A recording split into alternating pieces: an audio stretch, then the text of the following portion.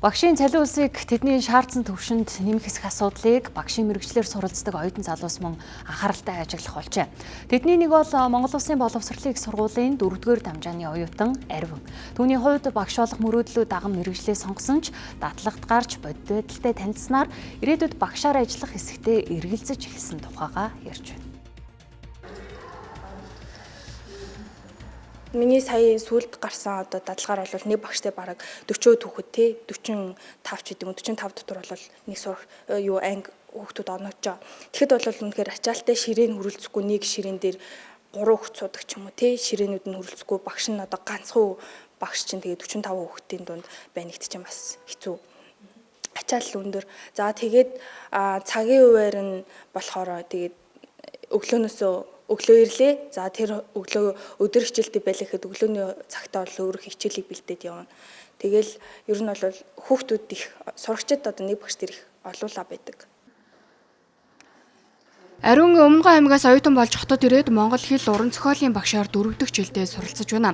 Түүний хувьд 9-р сарын 1-ээс эхлэн 1 сарын хугацаанд 48 дугаар сургууль дээр дадлаг тарсан байна. За энэ үеэр багш нарын ажлын ачааллыг илүүтэй мэдэрсэн болохоо тэрээр хэлсэн юм а. Би бодохдоо бол ер нь би мэргэжлээ дуртай. Гэхдээ яг төгсөөд гарах юм бол цалин хүрэлцгүй байгаа. Би одоо ингээд цаашдаа ирээдүгөө бодох юм бол нөхөр хүүхдээ болоо гэж бодоход одоо нөхөр мөө нэг ажил хийдэг байлаа ч гэсэн багшийн цалин хүрэлцгүй байх магадлал өндөртэй.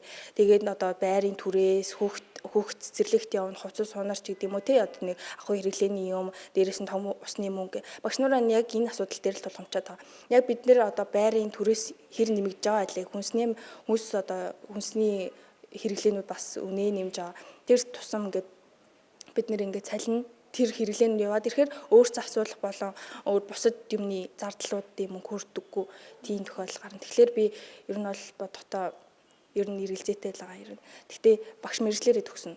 Тэгээд хэрвээ цаашдаа боломжтой байх юм бол багш мэргэжлэрээ явна гэж бодож байгаа. Өөр боломжгүй нэлээ хүрхээргүй байх юм бол би өөрөө тэгээд ер нь гадаад явна гэж бодож байгаа. За манай улсын хувьд ерөнхий боловсролын сургууль гэхэд 4200 орчим багшийн дутагдaltaй байгаа. Монгол Улсын боловсролын их сургуулийн 2025-аас 2026 оны элсэлтээр 2100 орчим суралцагч элссэн байна. За эндээс 4 жилийн хугацаанд дээрх болон бусад шалтгаанаар мэргэжлээ орхих тохиолдол цөөнгүй гардаг гэлээ. Ерөнхийдөө бас багш мэргэжлэр элсэгчд бол багш элсэхдээ багш мэргэжлийг хамгийн нэгдүгээр сонголтоо хараахан болгохгүй байгаа л да. Тэр үүднээсээ бол бид бас яг зарим мэргэжлэр бол хараахан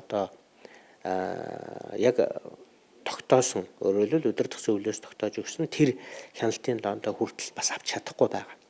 Энэ маань бол бас л нөгөө багшийн дутагдлыг нөхөхөд бас л тодорхой хэмжээнд бол нөлөөлж байгаа л асуудал л да.